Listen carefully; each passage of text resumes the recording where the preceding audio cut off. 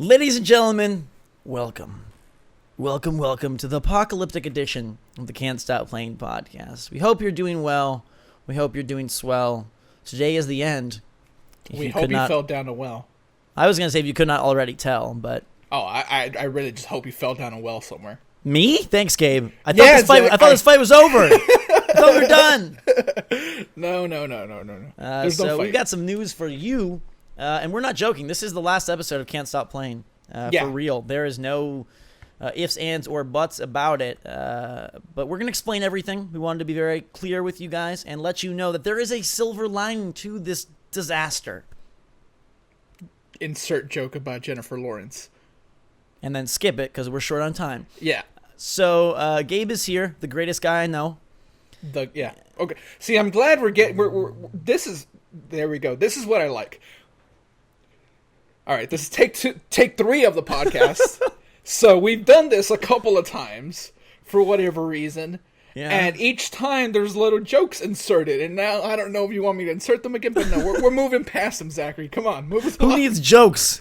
Yeah, no, we haven't got time in this apocalypse for jokes. We got to keep running and rolling until we re-emerge as a new podcast. So this podcast is coming to a close for a number of reasons that we'll tell you. But we are going to be relaunching as a brand new podcast before the end of the year with our massive Game of the Year show and then into 2016. And we've got a bunch of reasons for it, and we're going to tell them to you in alternating order because me and Gabe we're equals in this relationship. Yeah.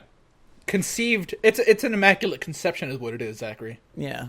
Right. I did read an article that within the decade they expect to be able to implant an entire uterus inside of a man. I volunteer. Let's do it. Yeah. Okay. Good. Right. So Gabe is up for auction for male birth. Before we get to that, Can't Stop Playing is done. We had our little fight that was kind of just like think of it as the prologue to this podcast here. We were getting in a little bit more practice for our Oscar nomination at the end of the year. Had to do it good. One more time, we're good. We're like best of buds, so don't worry. And there was never a real fight. No, we just thought it'd be a fun way to announce this change. Yeah. And the main reason, there's a lot of main reasons, but the first reason I'll tell you is that iTunes occasionally will delist podcasts or products. And what happens is you're there, you're doing good, and then poof, you vanish. So our podcast was in the top 10 every episode for gaming podcasts, which is great. Thanks to you guys and your awesome support. We did fantastic. And then we vanished, and that happens. It's a known quantity on iTunes, and it just happens. No reason for it. No reason and no way to rectify or fix it. And we know this is the fact and what happened because you look at those top 200 podcasts, and some have not published an episode for like 3-4 years, and we can see the numbers, and we know we have more numbers than them. So it's an issue where we need a new feed, but we wanted to tell you about it so that you know and prepare. And before that new feed launches, when it launches, we will make another little post on this feed just in case you missed this one, so you're ready for it. And that'll be the launch of the new podcast with a new name, a new structure, a whole new everything, and it'll have a new feed and a new start with the Game of the Year episode before the end of the year, and then 2016 will start fresh and just blaze a trail of beautiful podcasting glory.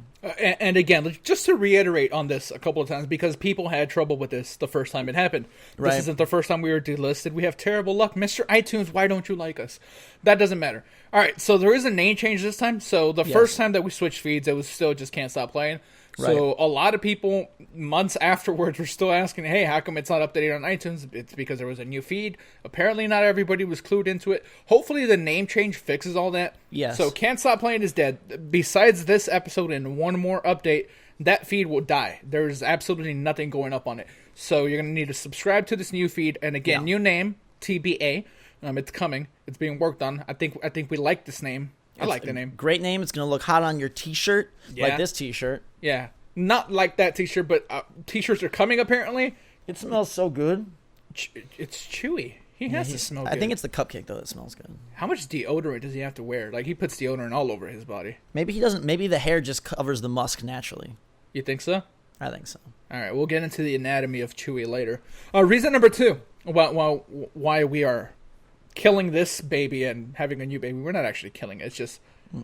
We don't believe in that. No. We don't like that. All right. Max, great guy, great friend. I still consider him my friend.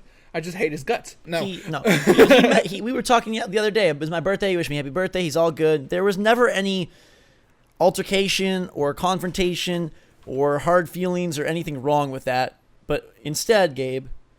Yeah, he's just not going to be on the podcast anymore. And, we can't say he won't ever be on it. I'm sure if he wants to come on at some point, the door's more than open to him. Like I said, there's no conflict between us and Max in any way. Just busy schedules all around. And sometimes it's hard to coordinate a lot of people. And that's basically it. Like I said, I still there's no hidden mystery. Yeah, there's no hidden mystery, no hidden story. It's just schedules didn't work out. And so we felt with the delisting, with Max missing, and then the third part, which is that we have taken 37 episodes of feedback from you of what you want to see, what you like, what you don't like, and we are now ready to sort of put out our more polished, professional podcast that will be filled with segments, music breaks, a better focus on games, a tighter timeline, so they're going to be a little bit shorter so that you can digest them. They're going to be time-stamped and split in ways that are convenient to what you want to hear, and they're going to have a focus on special guests from the YouTube community, from our personal communities, and from the gaming community in terms of people working on games to deliver the best podcast we possibly can to you. And so for all those reasons, we felt it best to start fresh, and we feel like we now have a good handle, because remember, we're not professional journalists, we're not professional radio hosts, but we got a lot of good practice in 2015, and now we want to take that to the next level for you and for us in 2016, kicking off with the Game of the Year Spectacular before the end of the year. Yes, and to be clear, that's going to go in the new feed upcoming. You'll see it very soon on both our channels and Twitter and all over the place. So if you enjoyed this podcast, the new podcast will be like this, but better, shorter. Those 2.5-hour podcasts are probably a thing of the past, except for the Game of the Year conversation. Right. We're gonna have cool special guests for that as well. I think that's gonna be a good time, and I think that's pretty much it. Zach, we got it down from 10 minutes to about 5 minutes as far as this goes. Very good. Yeah, we've done this 3 times because of blue screens and moms and all sorts of things. Yeah. But we love both of those. Well, not so much blue screens, but yeah. So today we're just gonna a short show. I'm heading out on a trip tomorrow. Gabe's got lots of things to prep, probably for Bane's holiday spectacular play. Isn't Bane putting on another play this year? Yeah, he is. He is going to be the Hunchback of Notre Dame on steroids. My favorite Christmas story. Yeah, why not? Or the Ghost of Christmas Past. Okay, he's doing a dual play. It's like a double feature at a drive-in. Yes, double feature. Exactly. We both have drive-ins near us. It's a dead. Not a technology per se, but how do we call it? It's a lost art. The thing of the drive-in isn't a thing. It's anymore. A pastime. Yeah. But Bane, he's gonna do a double play. It doesn't matter. Gabe, are you going to be in the play, or are you just directing from behind the scenes? I'm just directing from behind the scenes. Bane's doing all the roles. Yeah, Bane is doing every role. That's impressive. That's what you like to see out of a young burgeoning actor, is like that kind of motivation and that kind of passion. Yeah. So he's basically Tom Hardy. You know how? Awesome. That movie. He's playing both for. Yeah. Right. Yeah. Well, that's a big aspiration. It's a big accomplishment if he follows through, and from the now defunct Can't Stop Playing podcast, we wish him the best of luck. Yes. So moving forward, new name, lots of excitement, but today we want to finish things up the right way by giving you one more email, literally one, and a few hidden gems for you to play over Christmas break, because we got to wait for the new feed, and the Game of the Year episode will probably come right after Christmas. That being said, we're going to talk about video games, Gabe. Yeah. They're cool. Oh. They're fun. Have you played any this week? Same old. Rainbow Six, Madden. All right, I played same old Battlefront and SteamWorld Heist. Yeah. Which I love to death. So let's go into a couple hidden gems. We're going to keep this show real short and give you guys just some good things to do over Christmas break. Because one of my favorite memories was being on Christmas vacation, whether it was from school or work, and getting to really dive into games. And I'd love to listen to podcasts where they'd tell you something fun to play that wasn't, Tomb Raider or BioShock or Assassin's Creed or Fallout. Yeah, absolutely. So I think, can you think of 3? If you can think of 3, yeah, I got 3. All right, let's do 3 each. I'll do one, then you can do one, and we'll continue. Good. I want to do the first one. You may. I'll let you. And this is a small preview for Game of the Year coming up. All right, if you want to know what the hell I'm talking about when I mention this game in Game of the Year, play it now. You can finish it in about 14 hours. It's an amazing game. Ori and the Blind Forest, hands down, It's in my top 5. I don't know how high in my top 5 it is. I love that game, Zachary. I love it. You do. I wish it was on Vita or 3DS, but I'm glad you love it. I played a little bit more of it just a couple of days ago, just to rekindle my love. The fire was starting to go out just because it's been so long since it came out. You gotta keep a little bit of like what the best thing to do is like not a big blow, but just a little like. Yeah, I've watched Survivor enough that I'm pretty sure I can start a fire. Okay, right, cool. So Ori and the Blind Forest, I think it's amazing. It's on PC. It is on Xbox One. I believe it's $15, and it's one of the best Metroidvania games, one of the most beautiful Metroidvania games in recent memory, and I think everyone should play this game. Zachary, you should play this game. I played it. Play it some more. Play it again. Beat it. Just gonna cancel my trip to Florida and just play it. Yeah. Forget Florida. Florida's dumb. Okay, it's hot. Yeah. All right. Who are you gonna gain new abilities in Florida? No. Are you gonna be able to? Are you gonna be super cute in Florida? Probably, but not as cute as Ori. I'm not gonna save the forest either. Nah. What would you rather have? A blind forest or ugly swamps? Yeah, exactly. Who needs Florida? Cancel my trip. Yeah. And for you, that may not cancel your trip and on a vacation or on a staycation or on a family-cation, you can play a game on Steam called Firebreak.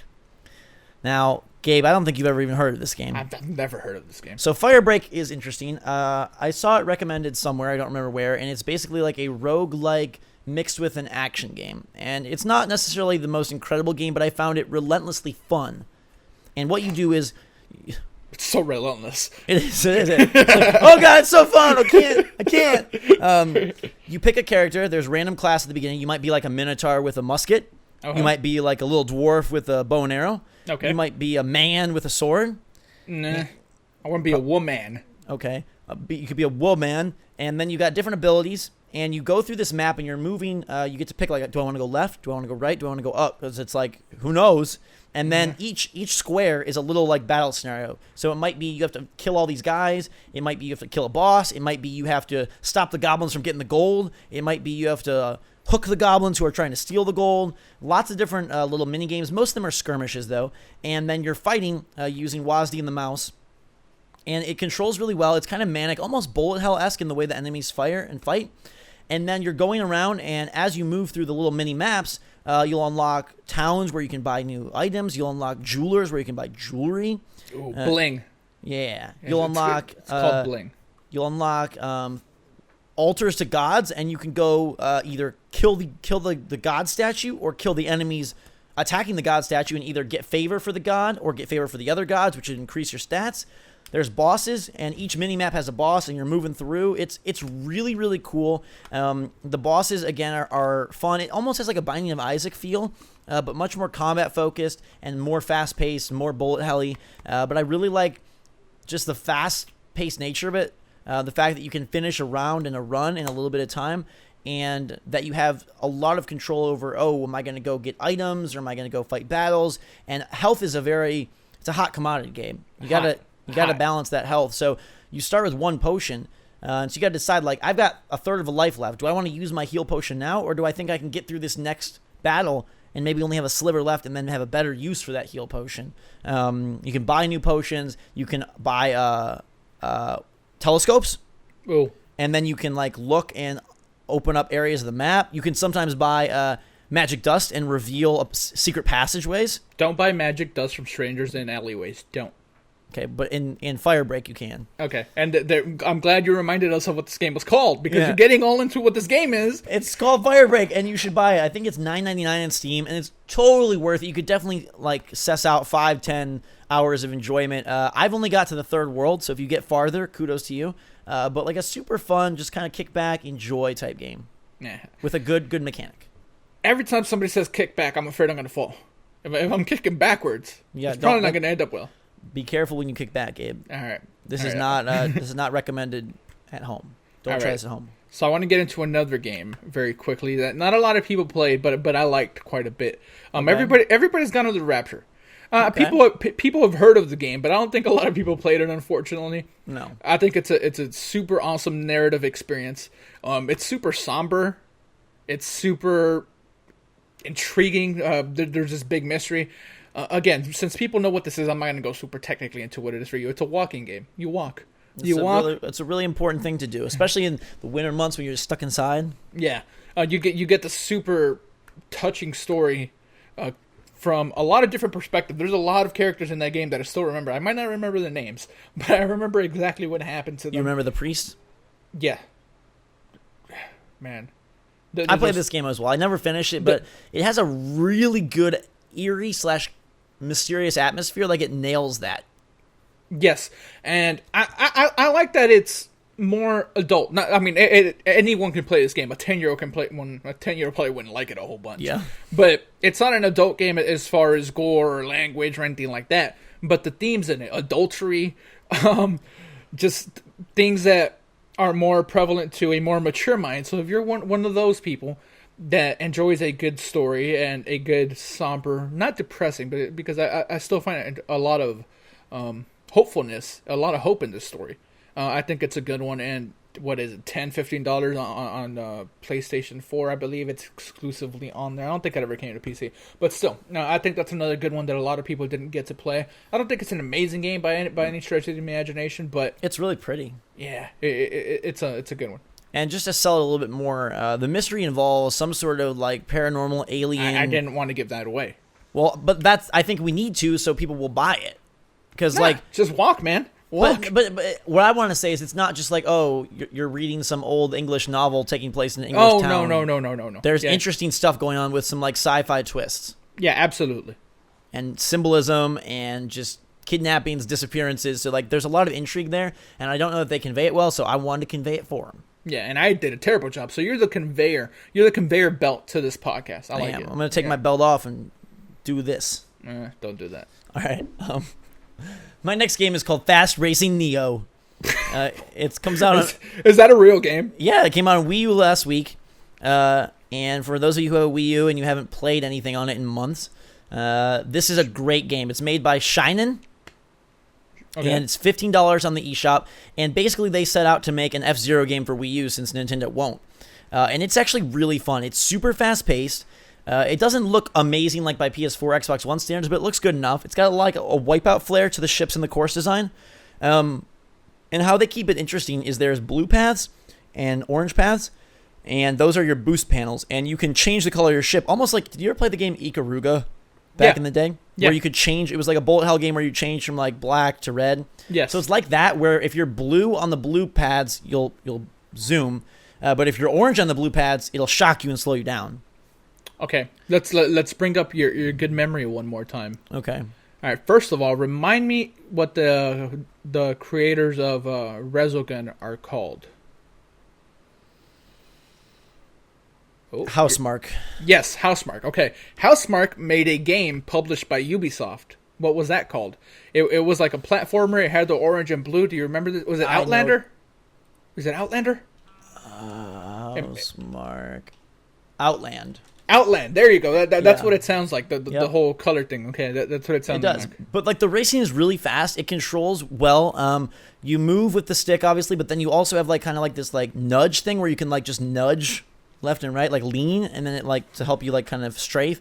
The courses are really pretty and cool. There's a lot of like futuristic stuff going on in the environments. There's online multiplayer. There's local multiplayer. There is like Grand Prix modes. It's pretty darn good for $15. Like, does it have as much charm and content as Mario Kart? No, but like, I was having a blast and couldn't put it down. So I think it's a must-buy for Wii U owners, and like a really fun racing game that fits a different mold because it's super fast-paced, like almost like out of control fast-paced.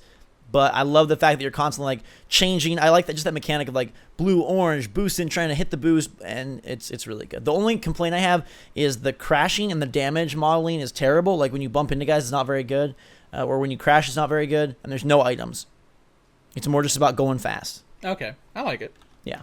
All right. So third game, Zachary, another one that people maybe heard of, especially in these Game of the Year considerations, because I hear this game mentioned a lot.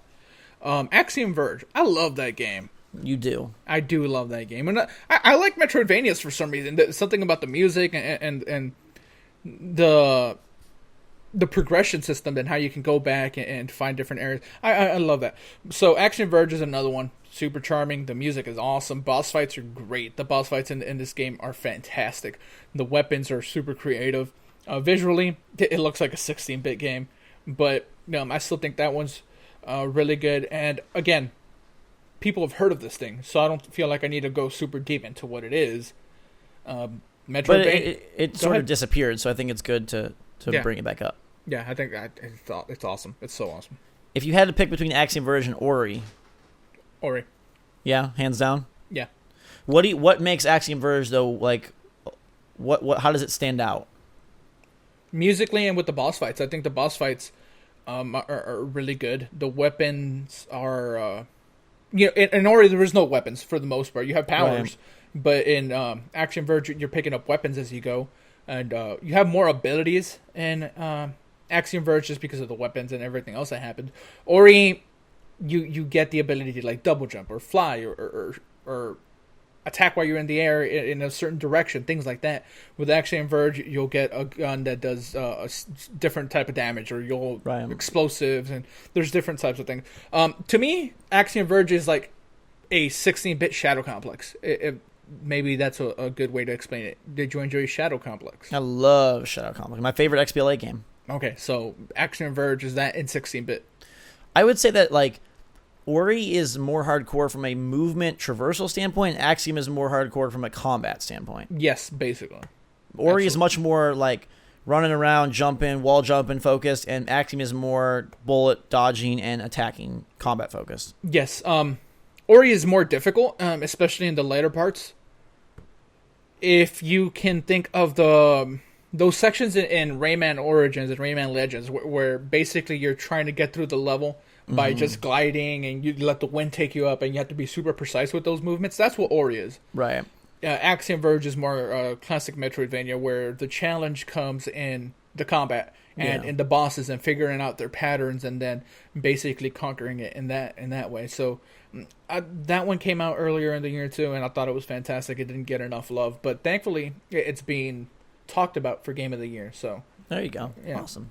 And I will mention Life is Strange as my final. I know it's been talked about quite a bit and got some accolades, but I feel like we didn't talk about episode 3, 4, or 5, and I just want to make clear to people that game does have massive payoff. It gets really creepy, really weird, and touches on some topics that, like, I was shocked they went that far. There is some disturbing stuff by the end, some creepy stuff, and while it starts off as like this, like, oh, I'm a teen girl in high school, and you might think, oh, it's going to get really, like, catty and dumb. Like, no, like, the villain is ridiculously villainous, and the stuff that he does, or she does, or it does, and the way that it goes down is insane. The last episode has some really tough to watch moments and some just like chilling scenes, and I am really impressed with how they handled those. The game as a whole, like with the decisions you make, the way the plot's handled, the way it's very cinematic, I personally think it's a stronger Telltale game than Telltale makes, even though it's developed by Don't Nod, and I'm super excited for Don't Nod's vampire game that's coming out sometime in the next year or two. And Life is Strange will hopefully continue as well because it sold well. It's just they've confirmed that. Yeah, and it has a different atmosphere than pretty much anything else because you're on this school campus hanging out with other teen young adults, but there's also again like a very mysterious, eerie thriller aspect to it that sells it so good. And I like that you're very involved. I like that you're walking around all the environments. You can, go back and forth. You can talk to a lot of people. I feel like it out-Telltales Telltale quite a bit. Okay. And I agree. I love it. I've played up until episode 3. That's one of the ones I want to finish during quote-unquote holiday break. It's not really a break for us, but... it gets way crazy in 4 and 5. Like, crazy. I'm excited for it. I'm excited. Don't spoil anything. All right, you got to get there, Gabe. Be nice. Rewind. Yeah, exactly. Right. Be Kind, Rewind. Yeah, that was a Jack Black movie that I never saw. No, that was a thing that they used to put on VHSs back in the day when you rented them. Because you had to rewind it so that the next person that rented this VHS, they didn't have to rewind it. I had a speed rewinder. You just put the movie in and close the lid, and it would go. Yes, so did I. Three Ninjas was a movie that I rented many times. That's a good series, Gabe. Me and Jake love that series. Yeah, it's fantastic. It's like crazy white kids in a forest or in different places doing stuff, being ninjas left home alone. I don't know why we went there, but yeah. It's really fun. like I said, I haven't really played anything new. I'm going to be diving into the new Evolve character today, as well as the Bane. Are you going to be playing Jack the Ripper? No, probably not. I might just not right away. All right, I'm going to give it a go. So that's basically it for this week. I'm going to read an email. We will have a new email address, so pay attention to that next week. Yeah, I'm excited for a new email address. Yeah. Yeah. This one comes in from Mr. Iceman. Ooh, okay. He says, hey guys, I got a couple questions for you all. Number one, do you think the Xbox One should have ran with the DRM online only? Because people still seem to hate the Xbox One now. No. They would hate it a lot more. Although some games have kind of gone there without, officially going there. Sure. But... Rainbow, if you lose your connection, you cannot earn renown. No, you can't. Yes. No, you can't. No, I'm saying. Yeah. Which is so stupid. Yeah. That's not an Xbox decision. It's like that on PS4 and PC. I know. I'm just saying games in general are like. Yeah. I don't think it matters. I really like the online only, but okay. But what if you don't have online? Like, what if there's an internet outage? Yeah. And you just can't play games? Some of that stuff is still there, even though they don't advertise it. For example, Jake, my brother, has an Xbox at college. Yeah. And he can log into my account and through the cloud play all my games. Why not? Which is awesome. So he can play Tomb Raider and his own save and everything, and it's awesome. Yeah. The cloud is strong. It is. It's a real happy cloud. Okay. Second question is, which celebrity... I had a question. Oh, okay. All right, Microsoft Cloud versus Cloud Strife from Final Fantasy Microsoft VII. Cloud. This is obvious. All right. Microsoft Cloud is one big entity. Cloud Strife is now broken into 5 parts. 1/5 of Cloud. I like it. Which celebrity would you like to switch lives with and why? Do you got an answer? I want to be me. You want to be Drake. No, I want to be me. Yeah, I like being me. I'm happy with me. Yeah, I don't want to be a celebrity. And number 3, if you could put a present under the Christmas tree, what present would it be? You get one present, Gabe, for yourself. I don't have a Christmas tree. A new PC. A new PC for Gabe. I would probably put... I would put a crop duster full of nice gas that we spray over the entire world and everyone becomes nice. Oh, I thought we were going on real, like things that exist. Oh, okay, all right. Well, a crop duster does exist. Yeah, but not with the anti-fear toxin. All right, hey, my mom is leaving. I love you. Oh, I thought you couldn't talk. I'm on a podcast, but you can make a secret appearance. Love you, there bye. You go. Special guest, Mom. I'll come back again after I'm done. Where are you going? I gotta go for an appointment, and then I got the laundry going. Oh, thanks. I got stuff kind of straightened. Okay, thanks. Love you, bye.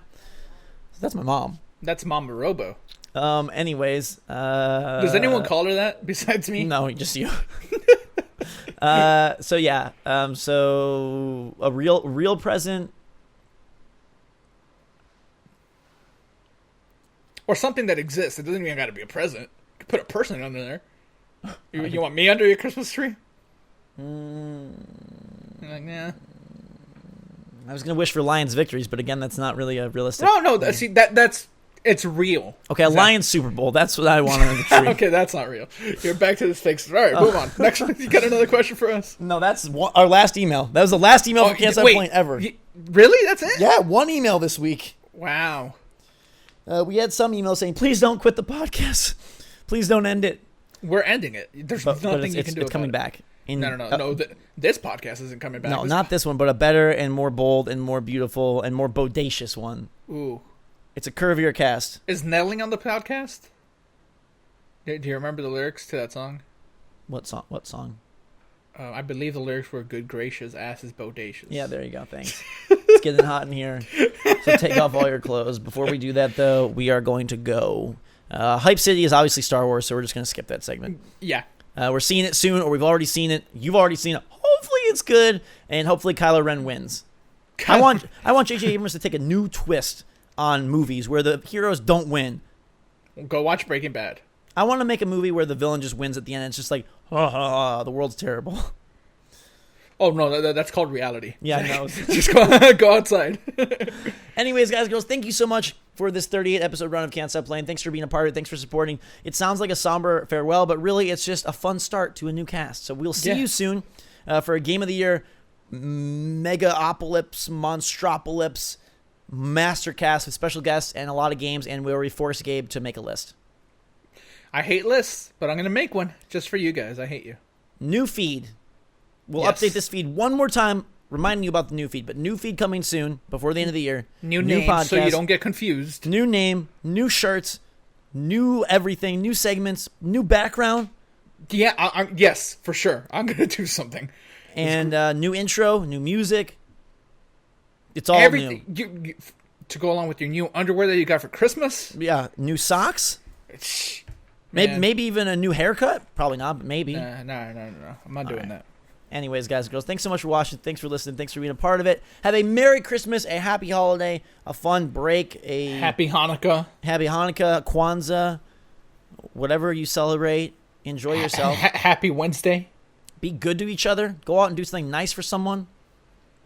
Bite your tongue. Please, just go do something nice for someone. It's the holidays. Yeah. You know, a lot of people go through hard stuff. Just be nice to each other. That's it. It's not hard to do something nice each day, in fact. Try to do something nice each day. And we will see you guys. Twice a day.